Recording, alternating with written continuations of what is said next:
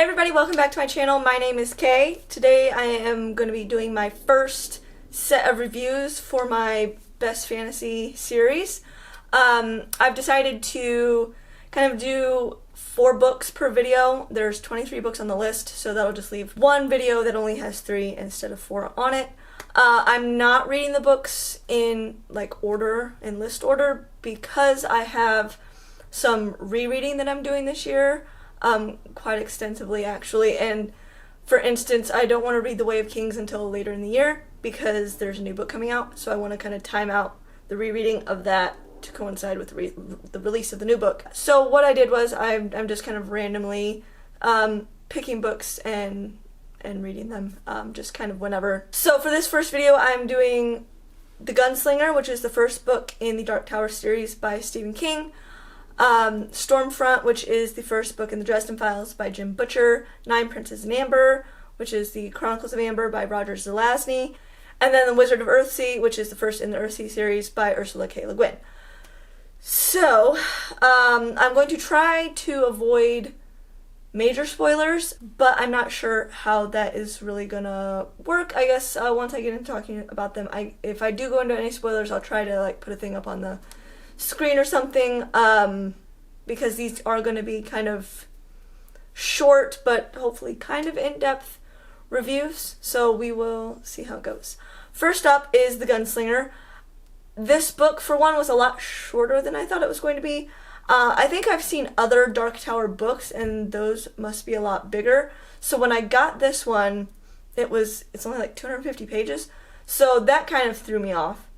It has a great opening line. The man in black fled across the desert and the gunslinger followed. That is a great opening line. But unfortunately for me, the book just went steeply downhill from the first line.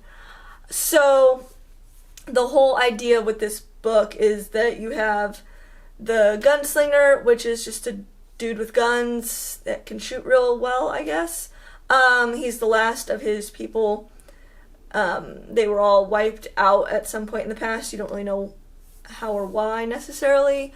And for unknown reasons, he is chasing the man in black. And that's kind of all you really know about the story. And that in itself is the problem. I read this whole book. I still don't really know anything. You don't get the gunslinger's name until like halfway through the book, probably. The man in black, I guess, has like a bunch of different names because he can disguise himself or whatever. I think they call him like Walter or something, which is the most not great villain name. But yeah, I think this book largely suffered from a lot of vagary. Like, nothing is really explained. Stuff's just kind of happening and you don't really know why. The character, at no point did I feel connected to the gunslinger, whose name is Roland. I don't know anything about him. I read some reviews were like, he's a total ass, and it's like, well, you didn't get that from the first book, because I have no opinion about his character really at all. So yeah, this book was just not good. And maybe this is a slight spoiler, but nothing happens in this book. They go across the desert, climb a mountain, go through a tunnel, and the end. I don't really understand. There's a lot of flashbacks. So because nothing is happening in the present time, you get flashbacks. A couple from when he was like a kid. A couple that are like from events that were directly preceding the start of the book. I guess maybe King did that so that he would have something to talk about while Roland's crossing the desert. I don't know. But at one point you even get a flashback within a flashback. So it just was not for me, I guess. I don't know. People apparently like it. This is number 8 on the list. So I guess a lot of people like this series. I don't know if that's more of a reflection of like the rest of the books. And then the first one's just super weak. I don't know. But, yeah, I had a problem with the kind of lack of world building, the lack of character, not even character development, but, like, just character. Because you have no sense of these characters. Why is the gunslinger chasing after the Man in Black. Is the Man in Black that evil? I don't know. He's not really done anything to show me that he's evil. The Gunslinger, likewise, has not done anything to show me that he's a good guy, so I don't know. Also, I'm not a fan of Stephen King's writing. I've read a few of his books previously. Didn't like them. He's got this weird thing about sex that I don't really get. He throws sexual things into his stories, and I'm not really sure why. They don't seem to necessarily have a logical place. And that is definitely apparent in this story. At one point, the Gunslinger comes through a town, and he's supposed to be pursuing the Man in Black, but he decides to spend like a week in this town for reasons. And the whole time he's like, oh, this is probably a trap. I should probably get going. I need to be following him. But he sticks around so that he can sleep with this super lusty bar woman, who is like not really attractive because she has a scar, and she might be like going into menopause soon, and so she's really horny for the Gunslinger, I guess. And it was just weird. There was also another female character in that town who's like this super religious zealot type person, and she's also like kind of lusting after the Gunslinger. It was weird. Really weird. I'm not a fan of King in any way, shape, or form, so I was not surprised that I did not like this book. Yeah, so this got like a 2 out of 5, and I have zero interest whatsoever in reading any more of these books or anything else by Stephen King. I feel like I've read enough of his stuff now to know that I just don't like what he writes, how he writes, any of it. So I'm done with Stephen King. Next book that I read was Wizard of Earthsea, and this was a reread. I had read this years ago. I read like the first 2.5 books in the series before I just quit. And this is an older book. It's, I think, for children back then. I don't know. And I also did not care for this book either. This book is kind of this coming-of-age story about a wizard. When he's full-grown and, like, older or whatever, he's this famous wizard who does amazing, crazy, awesome things, and he's like, woo, great. But this is a story of, like, his beginnings and, like, him kind of coming of age and growing up. Which, okay, sure. So he's a young boy and shows some talent for magic, learns from basically, like, the village hedge witch type of thing. She teaches him a few things. But she's a woman, so she's not that skilled, because she has boobs. And then, like, their village is attacked, and he is able to just, like, he's able to save them, mostly, like, intuitively, and then another wizard comes along and is like, come on, I'll teach you, and then the kid ends up going to a magic school, to learn magic, and whatever, and then kind of starts his journey. And I definitely see where this has influenced later books. I see influences on Name of the Wind and the Kingkiller Chronicle, Harry Potter, even with some of the wizard school, and then there's like a sort of a Draco Malfoy type character at this school. Not as much. I mean, there's just another kid that he's antagonistic toward or with. So I definitely can see where this book has had influences. I just didn't like it. Ged is the guy's name, the kid's name, and he's insufferable as a child. He's constantly looking to be insulted. He's just like waiting for somebody to insult him in some way, shape, or form. He wants it. And he's just good at everything, like just without even trying, he's just the best. Which reminds me a lot of Kingkiller Chronicle. And of course he gets into magic that gets him into trouble because he's so arrogant about it. And then this causes problems later, obviously. So his character as he's growing up is obviously irritating. Then he gets humbled later though, so whatever. But there's conflicts that are just too easily resolved. It's like, oh, this is terribly hard, and oh my god, what are we gonna do? And he just then just fixes it, it's fine. women in this world are definitely second-class citizens. They're not allowed at the wizard school. Any women that have any sort of magical ability or anything are, definitely inferior and kind of thing. There's one female character that gets any real page time, and it's only a few pages, and she's basically like a seductress type, and gets torn apart and killed. So there you go. So that was really disappointing. Good thing here, though, is that, especially for the time, it was very unusual that all the characters were people of color. So there were white characters, they were from the north, and they were hostile and violent and aggressive and, not good.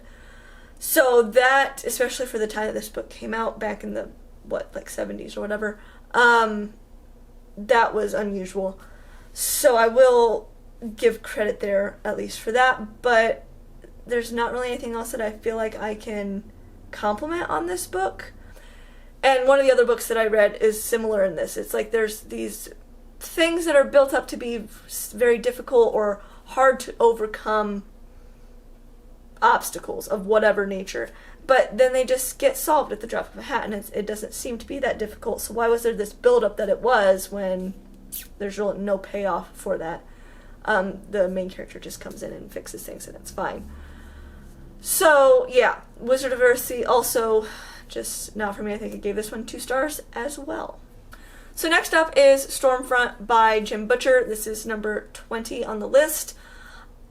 Going in, I didn't have any expectations of this. I knew I wasn't going to like it. I had tried to read this before and got a couple chapters into it and just couldn't take it anymore. I don't like the character of Dresden, first and foremost.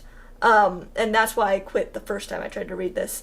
I also just tend to not like urban fantasy for the most part, and a lot of the tropes that go with urban fantasy, because they tend to be more kind of like paranormal romance kind of comes in there a lot, and I'm just not into that. But so I knew I wasn't going to like this book, but I did read the whole thing, so I'm giving myself 5 stars for that effort.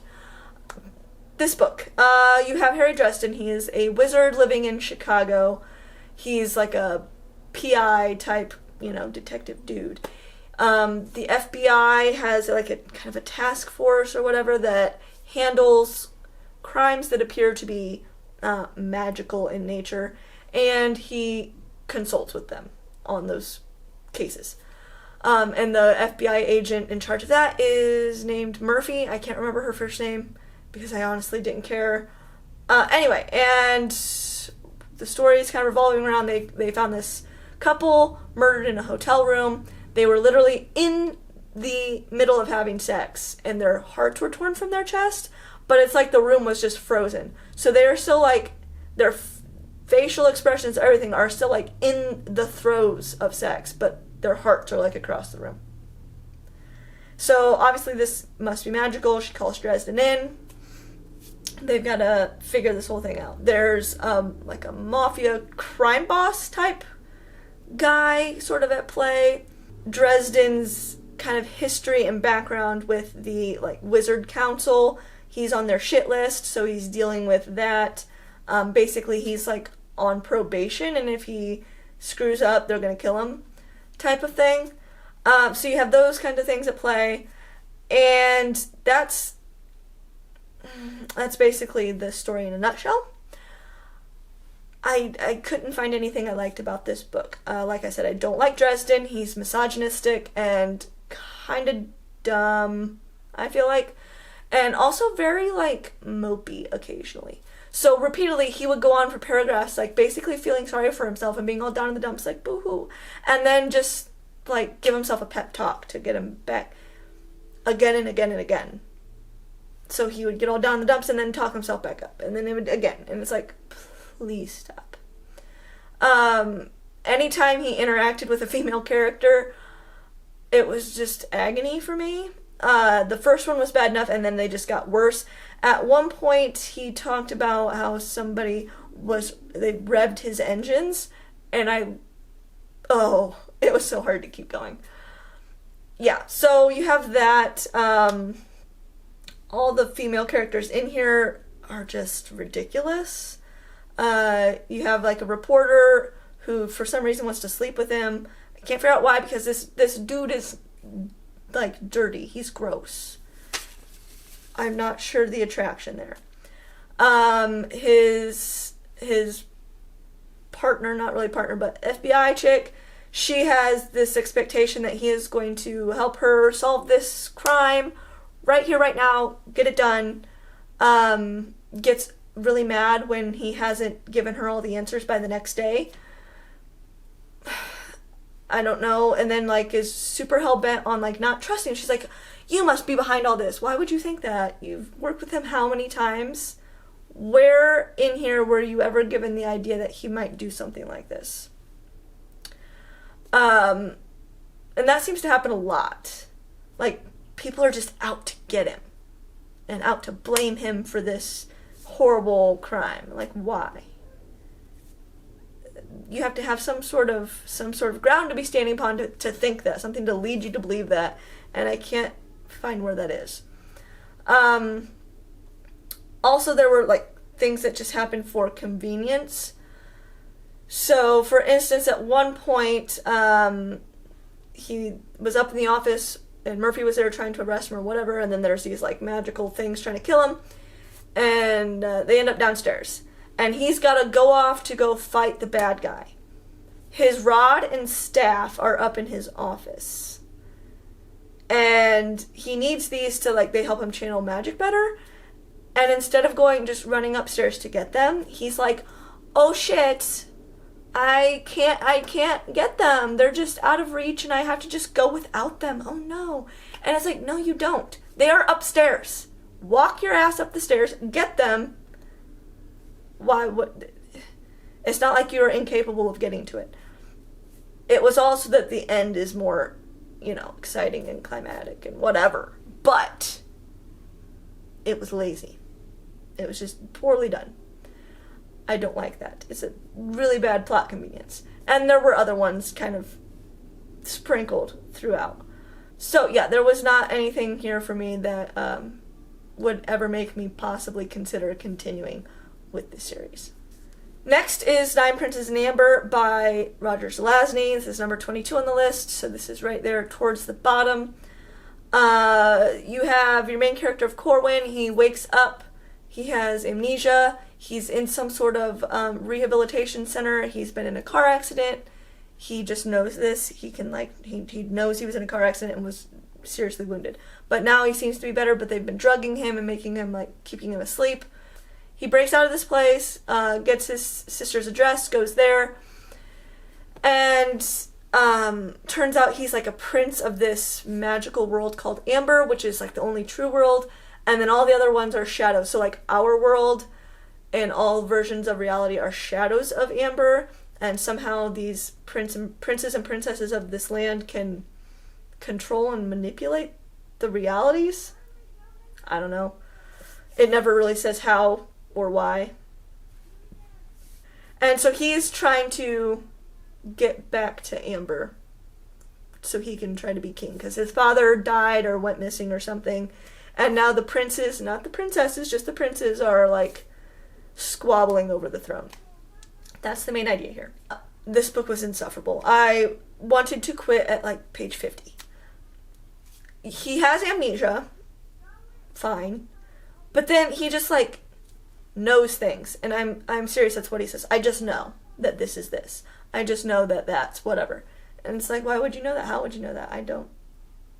If you have amnesia... He's able to keep his siblings from catching on to the fact that he has amnesia because he just knows that it would be dangerous to tell them.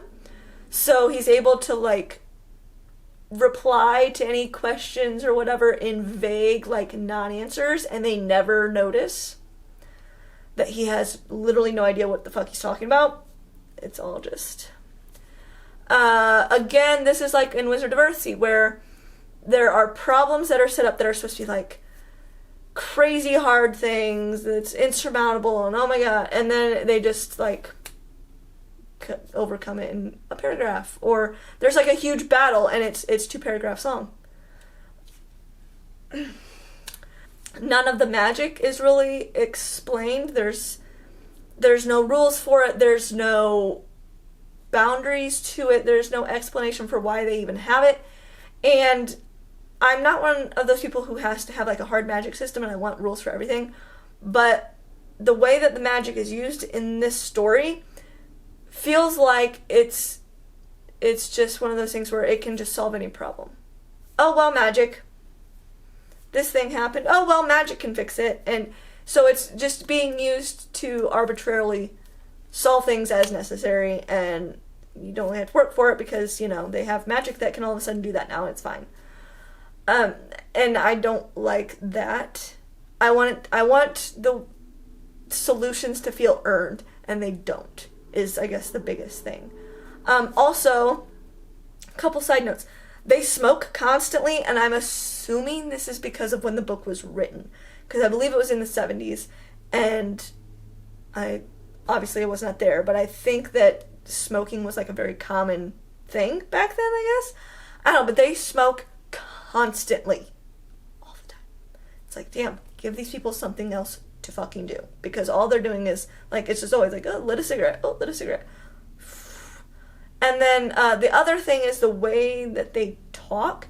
So it's this weird mixture of kind of antiquated, like, old speech mixed with, like, kind of regular speech, but then, like, they would name drop stuff, I'm assuming from the 70s, like restaurants or whatever, things from this that were a part of the 70s era. And it was all kind of mixed together, and so it was really weird, because at times it's just normal speaking, normal English, and then they'd start throwing in some, like, highbrow old school language, like these and thous and shit, and it's like, what are you doing? It's all muddled. Not a fan. So yeah, that was, I guess, just like a couple little side notes of, like, what the fuck. Yeah, so this book, also very short. It was like 100 and some pages. It was not very long. It took me much longer to read it than it really should have. And there are, I don't know how many books after this, but I did see, like, it's like, oh yeah, as you go in the series, it's just diminishing returns, so they get worse. And it's like, well, shit, this book was already bad. So I can't imagine how low the quality is. Yeah. So between the plot conveniences and the lack of payoff from the buildup of these problems and obstacles, and the really, I hate the amnesia thing. It got very, very annoying, and it's through a good portion of the book. Yeah, there was just a lot for me to not like here, and nothing for me to actually like. So this was another, like, 2 out of 5. Just, no. Maybe even a 1. I don't know what I gave it. A very low rating is what I gave it. So unfortunately, the first 4 books in this little experiment were not good. But I am not surprised. 2 of the books are fairly old. I don't tend to enjoy older fantasy. One was an urban fantasy. I don't tend to like urban fantasy. And then Stephen King, whom I also don't like. So I can't say that I'm surprised. It does kind of suck. But I can promise you that my next update will feature some positive reviews, because I've already started reading. I think I'm going to be posting these videos up every other month, just to give me time to get the books read in amongst all the other books that I want to be reading. So the next installment of this series will be in April. So keep an eye out for that. Thanks for sticking around, you guys. That's all I have for today. I will see you guys next time. Bye!